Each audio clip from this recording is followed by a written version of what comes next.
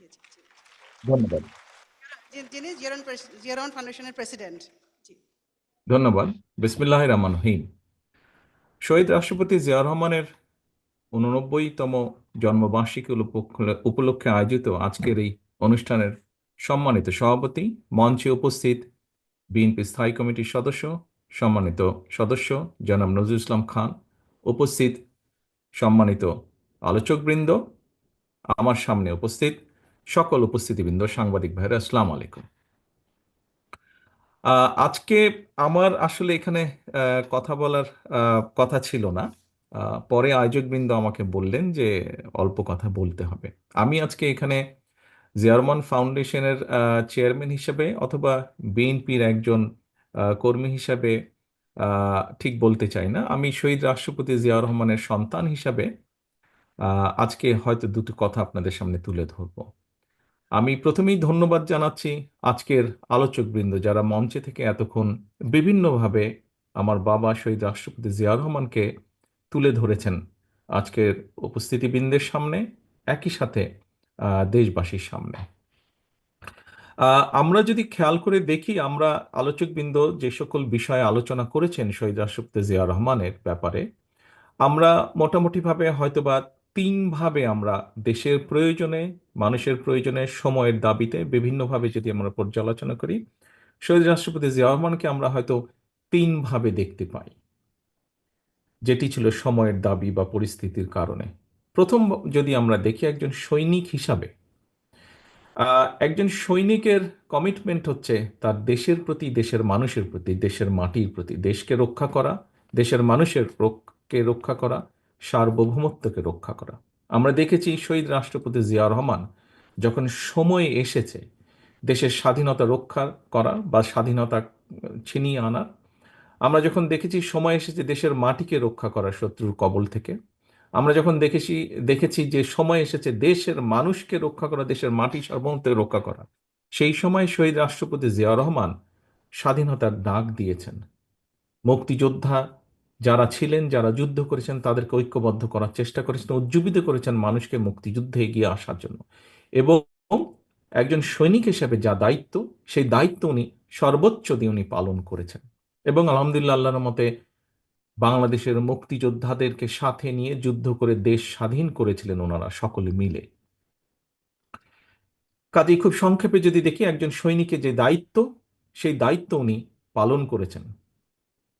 আমি বিশ্বাস করি, যেহেতু উনি একজন সশস্ত্র বাহিনীর সদস্য ছিলেন, বর্তমান এবং আগামী দিনে সশস্ত্র বাহিনীর যে সকল সদস্য আসবেন, দেশের স্বাধীনতা, সার্বভৌমত্ব, দেশের মাটিকে রক্ষার শপথ নিয়ে তারা শহীদ রাষ্ট্রপতি জিয়া রহমানের যে বীরত্ব, সৈনিক হিসাবে ওনার যে কাজগুলো, কমিটমেন্ট, সেটি তাদের সকলকে উজ্জীবিত করবে, সাহসী করবে।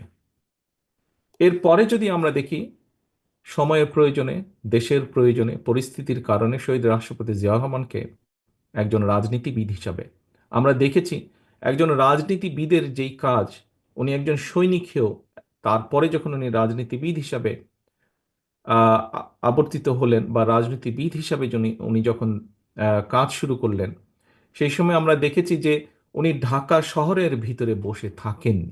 একজন রাজনীতিবিদের কাজ হচ্ছে যেহেতু মানুষের জন্য রাজনীতি করা, মানুষের কাছে উনি ছুটে গিয়েছেন, মানুষের সাথে কথা বলেছেন, মানুষ সম্পর্কে জানতে চেয়েছেন, মানুষের সমস্যা বুঝতে চেয়েছেন, সেইভাবে উনি সমস্যা সমাধানের চেষ্টা করেছেন। উনি যে আদর্শ দিয়েছেন, যে 19 দফা দিয়েছেন, সেগুলোর মাধ্যমে উনি মানুষকে ঐক্যবদ্ধ করার চেষ্টা করেছেন, জাতিকে বিভক্ত না করে। পূর্বে আমরা দেখেছি, উনি দায়িত্ব গ্রহণের আগে আমরা দেখেছি বিভিন্ন রকম থিওরি দিয়ে জাতিকে বিভক্তির চেষ্টা হয়তো করা হয়েছিল, কিন্তু উনি চেষ্টা করেছেন সকল জাতিকে বাংলাদেশি, বাংলাদেশি বলতে যাদেরকে বোঝায়, বাংলাদেশ, এখানে আলোচকবৃন্দ আলোচনা করেছেন, স্বাভাবিকভাবেই একটি দেশের মধ্যে বিভিন্ন ধরনের মানুষ থাকতেই পারেন, থাকাটাই স্বাভাবিক।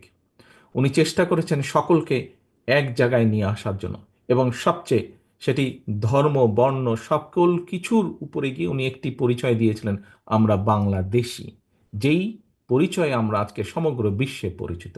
একজন রাজনীতিবিদ হিসেবে উনি সেটা করেছিলেন।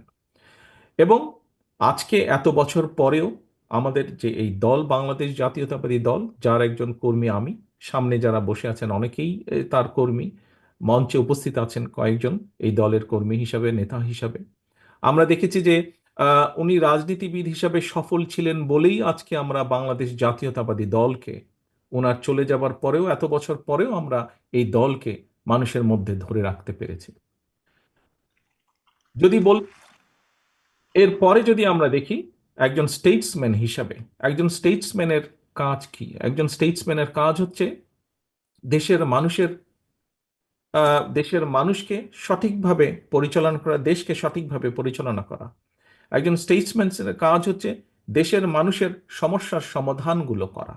আমরা যদি দেখি এখানে আজকের প্রধান আলোচক নজরুল ইসলাম খান সাহেব, উনি ওনার বক্তব্যে বলেছেন, ওনার যেহেতু সরাসরি কাজ করার সুযোগ হয়েছিল শহীদ রাষ্ট্রপতি জিয়া রহমানের সাথে, তার ওনার সেই এক্সপিরিয়েন্স থেকে উনি কতগুলো কথা বলেছেন।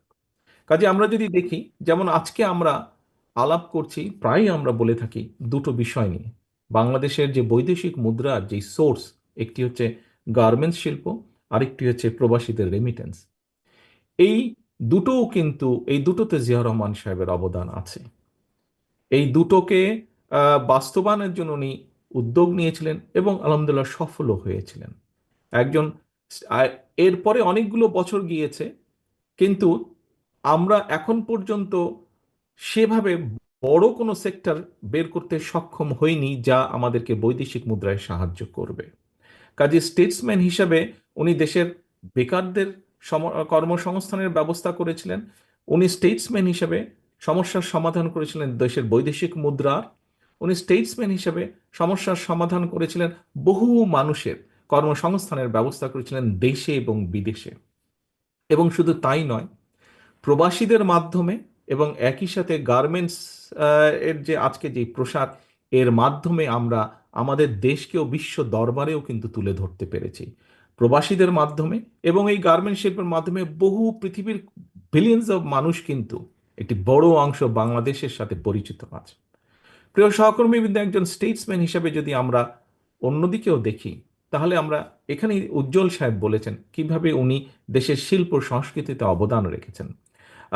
আমরা যদি স্পোর্টসের ক্ষেত্রেও দেখি, সেখানেও তার অবদান আছে। কাজেই আমরা স্টেটসম্যান হিসেবেও যদি ওনাকে বিবেচনা করি, সার্কের কথা এসেছে, আহ, সার্ক কে সার্ককে বাস্তবায়ন করার মাধ্যমে উনি কিভাবে বাংলাদেশকে বিশ্ব দরবারে তুলে ধরতে সক্ষম হয়েছিলেন। এইভাবে যদি আমরা অনেকগুলো দেখি, এখানে পররাষ্ট্র মন্ত্রণালয় পররাষ্ট্র সচিবের দায়িত্ব পালন করেছেন আহ, একজন বক্তা ছিলেন, উনি ওনার বক্তব্যে তুলে ধরেছেন যে কিভাবে স্টেটসম্যান হিসেবে উনি বিশ্ব দরবারে বাংলাদেশকে তুলে ধরেছিলেন।